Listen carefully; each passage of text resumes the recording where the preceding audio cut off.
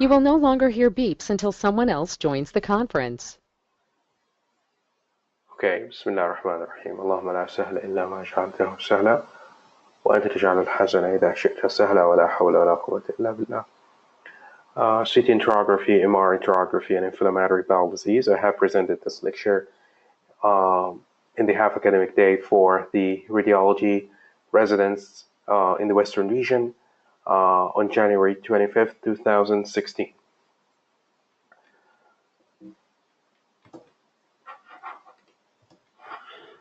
No disclosures. As an introduction, there is not a few number of conditions involving the small bowel.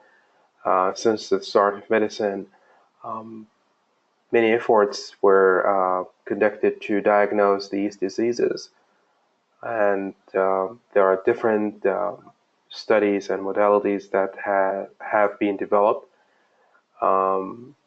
So in order to image the small bowel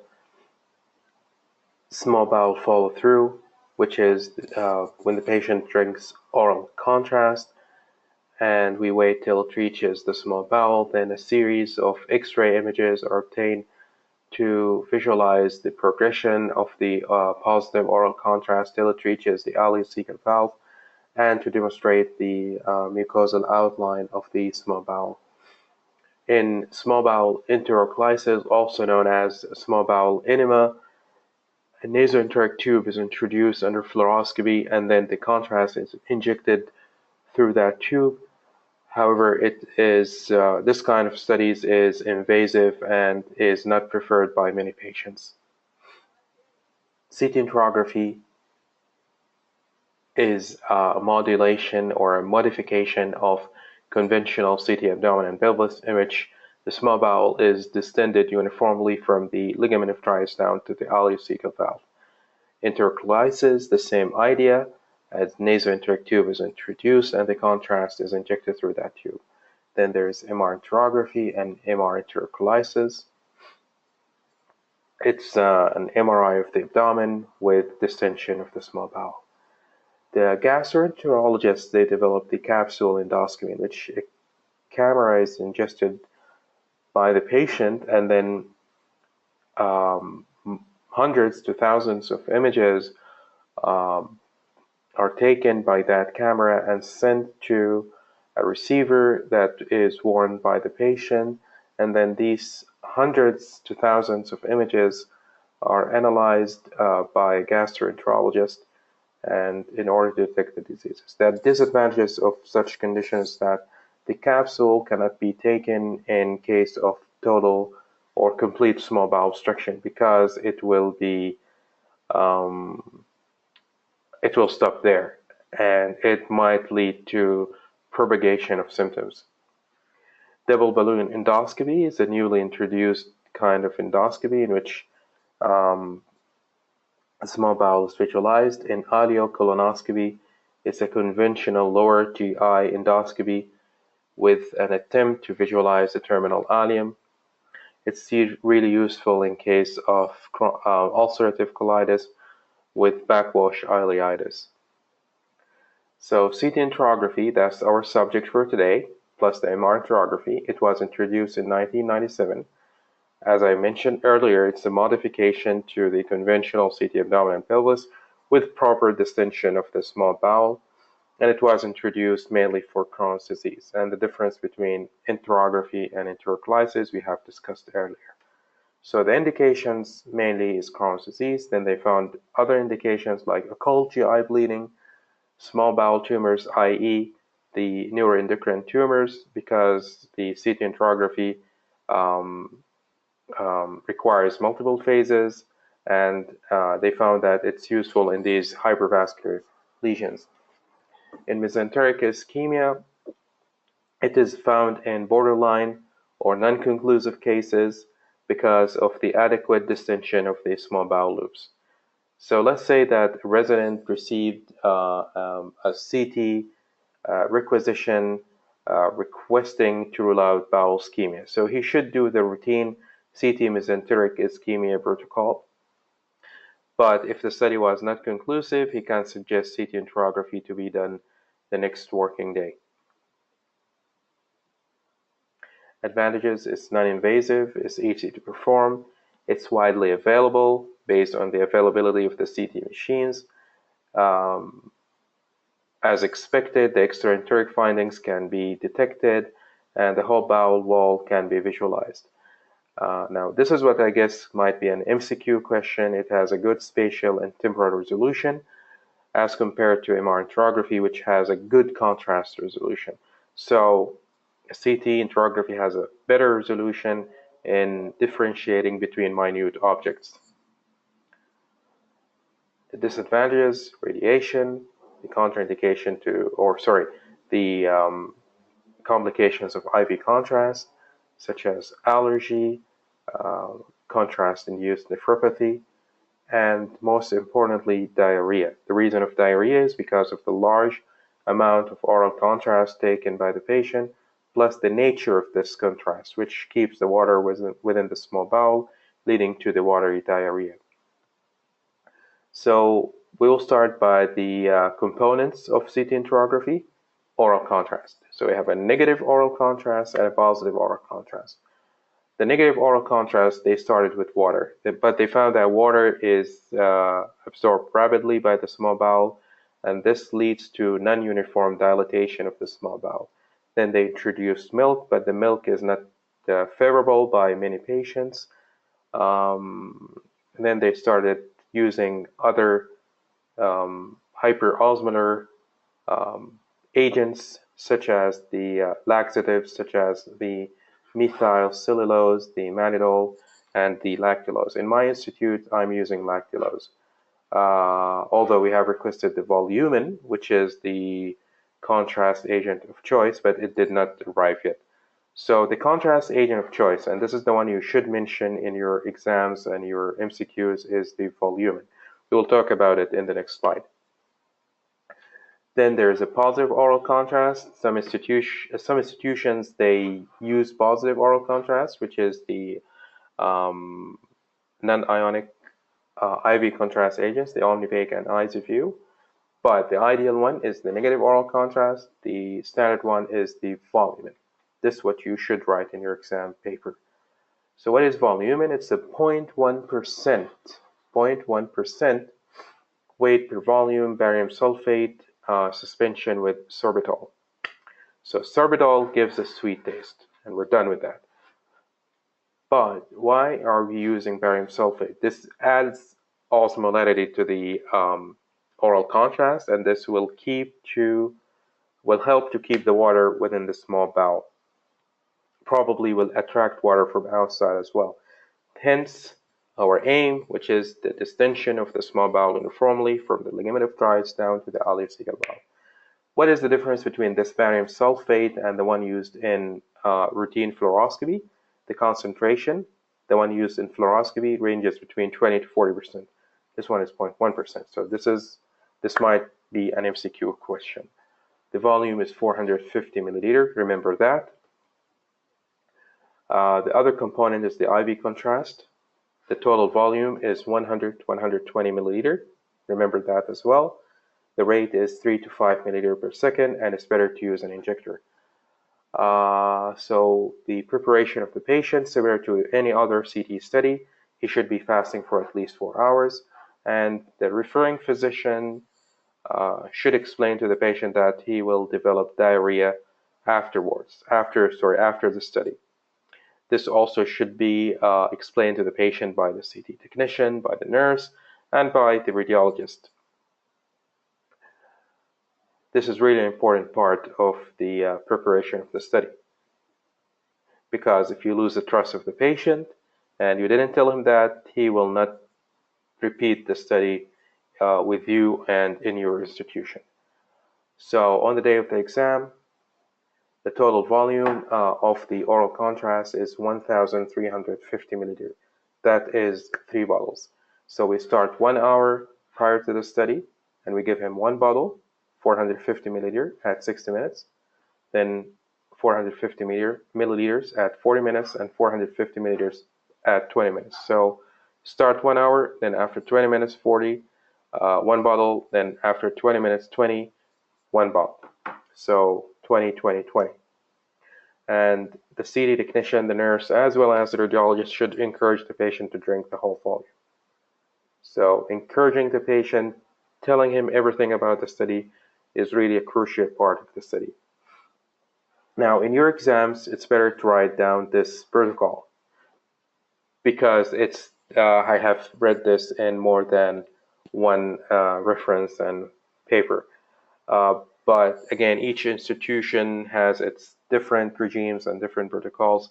Like one institution, they started 30 minutes before, and then every 10 minutes, they gave him one bottle. A different institution, they used the 1 hour protocol, but then at the 20-minute, they divided this dose into two. So 225 milliliters at 20 and 225 milliliters at 10 minutes.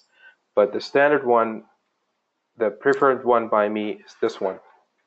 And I find it more convenient because of the large volume of the contrast. I think this time is more tolerable by the patient. Okay. Then the phases of the IV contrast. This looks like the Mexican flag.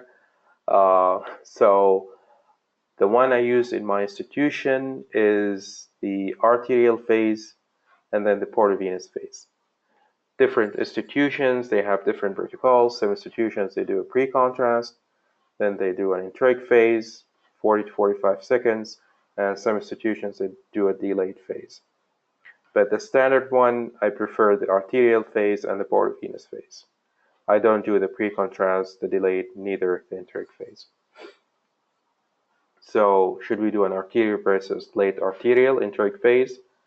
I think that the arterial is more important because it will help me to detect bleeding lesions as well as hypervascular lesions like neuroendocrine tumors, as well as it will show the blood vessels. Now, what we mean by the enteric phase, it is the phase that it is found that this is the phase where the small bowel is adequately enhanced.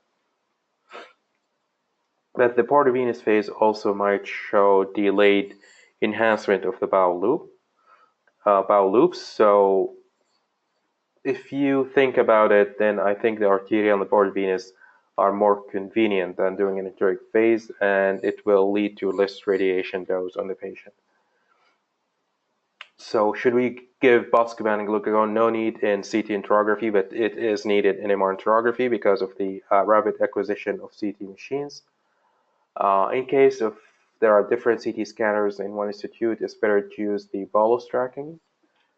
The field of view is from above the diaphragm to the symphysis pubis. The collimation is 0.625 millimeter. The interval is 0.625 millimeters.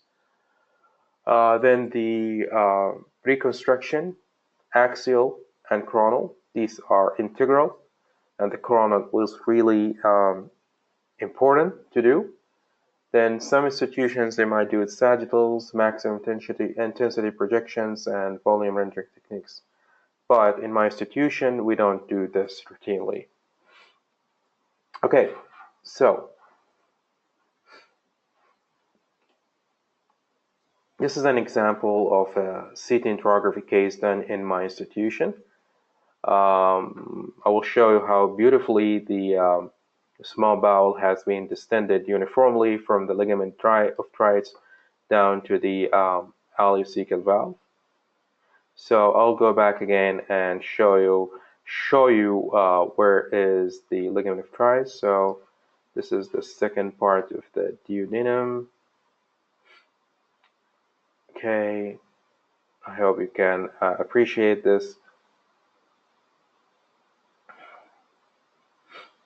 Then the third part is somewhere here. Then the ligament of Treitz should be somewhere here. Then the proximal jejunal loops. This is the normal appearance of the proximal jejunal loops. They look really thicker mucosal folds, but then later on they will appear like These are the distal jejunal loops, and then the proximal ileal and the distal ileal loops.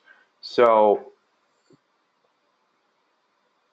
again, you will notice that how beautifully these small bowel loops are distended. The distension of the colon is not important in these studies, but again, in this patient, it is colon. Even the colon is beautifully distended. Okay. The ileocecal valve should be somewhere here. Of course, this is not a diagnostic series. Okay. In the coronal, again, the same patient. Notice how beautifully the bowel loops are visualized. Okay. Of course, this patient has polycystic kidney disease, and it's due to renal failure and hemodialysis. So it's a uremic cystic disease. So how to read the CT enterography? Similar to any other abdominopelvic CT, follow the small bowel from the ligament of Trice down to the ileocecal valve. Report any lesion or abnormality, write it down, and then discuss it with your senior. With 3 to 5 cases, then you will be able to detect abnormalities and describe them adequately to your seniors. Then assess the mesoenteric space and the vasa recta, and then by the end, extraenteric findings. Now we'll talk about MR enterography. It's a newly introduced exam. It was developed due to the risk of repeating CT enterography studies and the risk of ionizing radiation on patients with Crohn's disease with their young age. Again, we have the difference between MR enterography and MR enterocolitis is the administration of the nasoenteric tube. So indications, again, Crohn's disease. For follow-up, so this is really a crucial part.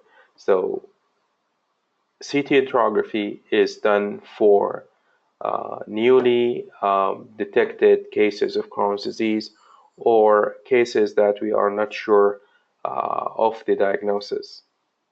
So patients with newly detected small bowel disease, let's say. If a patient was diagnosed with Crohn's disease, then MR enterography is the study of choice for follow-up to reduce the radiation dose. Okay. Another indication, if there's a contraindication to CT, such as pregnancy and contrast allergy, and in case of low-grade small bowel obstruction. Advantages: no ionizing radiation, better contrast resolution. There we say better spatial and temporal resolution. So this is an MCQ question. Better IV contrast options, gadolinium versus the iodinated contrast, so it does not cause the contrast-induced nephropathy. And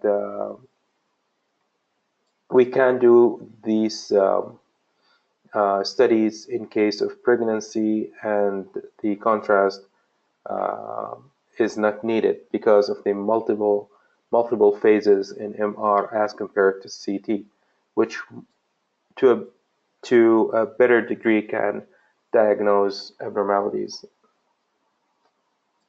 And it will provide additional information to perianal fistulous disease.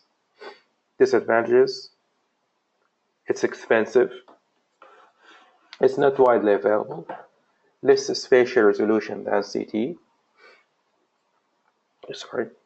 longer acquisition times, and variable exam quality related to the patient's cooperation and breath holding, and the need for extra medication that we need to give Boscovan and glucagon due to the long acquisition time as compared to CT.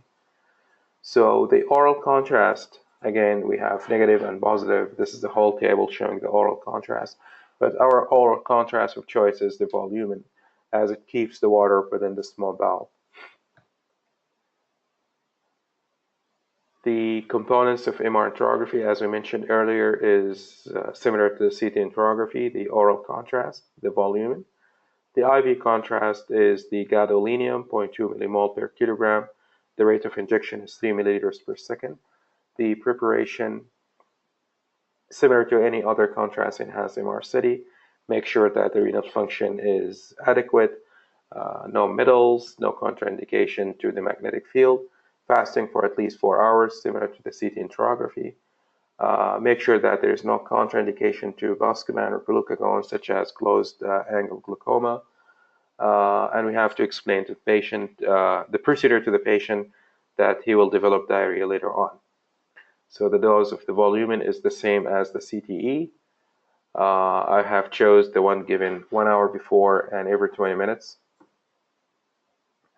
Should we give rectal contrast? It's questionable. In my institute, we don't give that. The exam is done in prone position. In CT enterography, it is done in supine position. And Buscopan glucagon administration, it's variable from one institute to the other.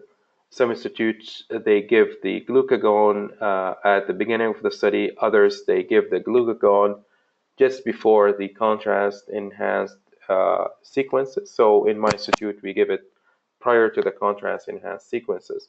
Why? Because one of the sequences require to demonstrate the motility of the bowel, which is the fiesta or the cine loops. What are the sequences to be done? It's variable between 1.5 and 3 Tesla MRI. As a routine, just remember that we need coronal and axials, and we need post-contrast studies. Okay, don't remember these names. The most important sequence to remember, and it's really useful in such cases, is the cine loops. And the cine loop is known as Fiesta in case of Siemens, and I think it's called Vibe in GE, but I'm not pretty sure. So Fiesta, Vibe, or cine loops. This will demonstrate the motility of the small bowels. How it is done? It is done by taking cuts through the coronal section, through the sagittal section of the abdomen, doing coronal cuts, which stops at certain points, and then multiple images are obtained in each stub or cut, and this will demonstrate the motility of the small bowel. So the dose of glucagon, 1 milligram IV prior to contrast-enhanced sequences, post-contrast sequences. This is an example of the Fiesta or Vibe sequence, and this demonstrates how the small bowel loops are moving. In my fellowship, by the end of my fellowship, this was the first sequence to look at.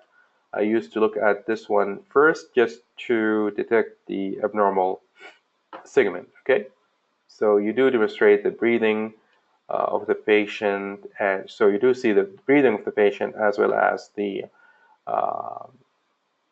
movement of the small bowel. Okay, so repeat again.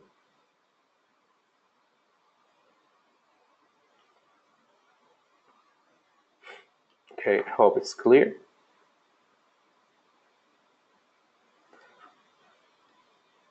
All right. Yes, it's clear here. And you do see the name Fiesta in the right lower corner. This is a coronal T2 without fat sat, coronal T2 with fat sat. It shows you beautifully the proximal bowel loops. I think this is the distal jejunum, and how beautifully they are distended with the oral contrast. Axial T2 without fat sat, axial T2 with fat sat. The abnormality is somewhere here. And this is the diffusion weighted axial sequence. Again, this is one of the advantages of the MR enterography. The abnormality is here. Coronal T1 fat sat post contrast, axial T1 fat sat post contrast. Sorry. So how to read an MR enterography? It's similar to reading a CT enterography. Start from the ligament of Trias down to the ileocecal valve. Assess the surrounding mesenteric space and the vasa recta. Look for extraenteric findings. Always correlate the post-contrast sequences to the T2 weighted images as well as the diffusion weighted images to assess for the disease activity. So, how does the inflammatory bowel disease appear in CTE and MRE? So, as I mentioned earlier, the main reason for developing enterography studies is to assist patients with Crohn's disease. We want to detect the location of the lesions, and then we want to know the activity of the disease. So CT enterography is preferred as the first study for newly detected cases of Crohn's disease or suspected cases of Crohn's disease and to exclude other causes. And as many patients with Crohn's disease are young, MR enterography was introduced to reduce the radiation dose on frequent follow-up. So I have discussed this earlier. So each institute has its own protocol. Some institute, they start with CT enterography as a baseline and then the follow-up by MR enterography. Other institutes, they start by CT enterography and then they alternate between CTE and MRE. Some institutes will follow the patient up with CT enterography but with dose reduction methods. Okay. Now, the CT enterography and MR enterography are currently being used to evaluate the small bowel as well as the colon for other causes than Crohn's disease. As we were discussing earlier in MR enterography, some institutes, they do give rectal contrast just for full evaluation of both the small and large bowel. So Crohn's disease is classified as active inflammatory disease, and this requires medical attention or medical treatment. Then a penetrating disease. This is combined between medical and surgical, and an inactive long-standing disease. A variant of that is the fibrostenotic disease, and this requires surgical treatment if the patient was symptomatic. So how does the active inflammatory Crohn's disease appear in CTE? So number one sign is the mucosal hyperenhancement. So you do see the difference between the mucosa and the rest of the wall here. So this is called mucosal hyperenhancement. Of course, other findings include the circumferential mural extensive thickening, as well as the mesenteric fat stranding. So the mucosal hyperenhancement is the most sensitive. Number two, mural thickening. Similar to this case, there's a circumferential mural thickening. Number three is the comb sign. The comb sign is the prominent vasa recta. It looks like a comb.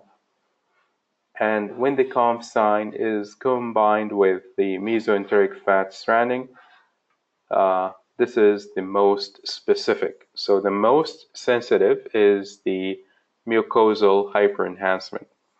The most specific is the combination between the comb sign and the mesenteric fat stranding. Something called mural stratification, when you see multiple layers in the wall of the small bowel. So you have a mucosal hyperenhancement, hypodense rim, and then isodense rim. This is called mural stratification. This is another sign of Crohn's in CTE. How does CTE in penetrating disease? It will demonstrate, you will be able to see a fistulous tract between two bowel loops, small bowel and large bowel, or two small bowel loops, or between two large bowel loops, or between a bowel loop and viscus, such as the urinary bladder, the uterus, the vagina. Okay, so here you can see a fistulous tract, and it has an enhancing wall. Here there is a fistulous tract between a small bowel loop and the cecum with a enhancing wall. and there is a mucosal hyperenhancement. This indicates an active disease with a fistulous tract. So Crohn's disease, inactive long-standing Crohn's disease, how it does appear in CTE? There will be a submucosal fat deposition, pseudosacculation. What is pseudosacculation? When you have two abnormal segments and there is a normal segment in between. So although it's a normal segment, but it will appear as a pseudosacculation because of the narrowing and fibrosis of the abnormal segments. The normal segment will appear as a sac-like structure, and we call it pseudosacculation. Lack of mucosal hyperenhancement. There will be a homogeneous enhancement of the wall. Lack of engorgement of vasoricta. There will be proliferation of the mesenteric fat, and thus the spacing between the bowel loops.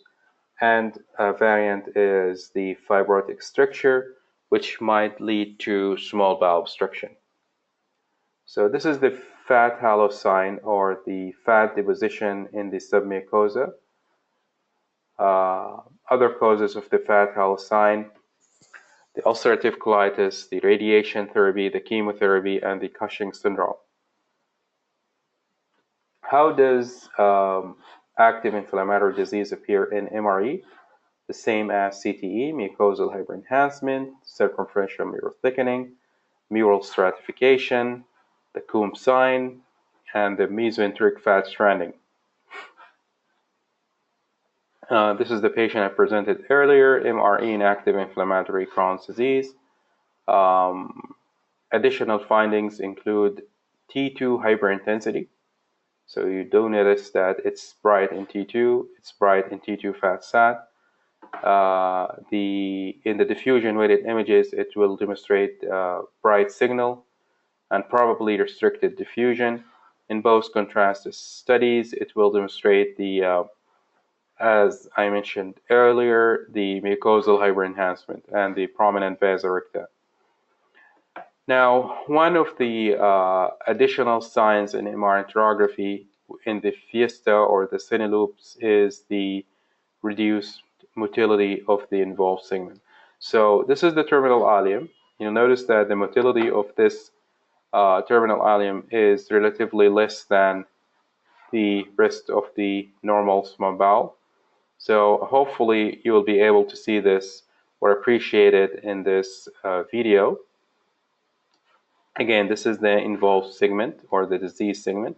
Look at how it moves as compared to the rest of the small bowel. So it demonstrates reduced motility.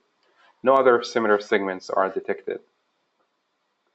So MRE in an active Crohn's disease, it's the opposite. It will be a dark signal in T2. So an active disease, it will be a bright signal in T2 and diffusion. In an inactive disease, it will be a dark signal, and you will probably demonstrate a fibrostenotic stricture.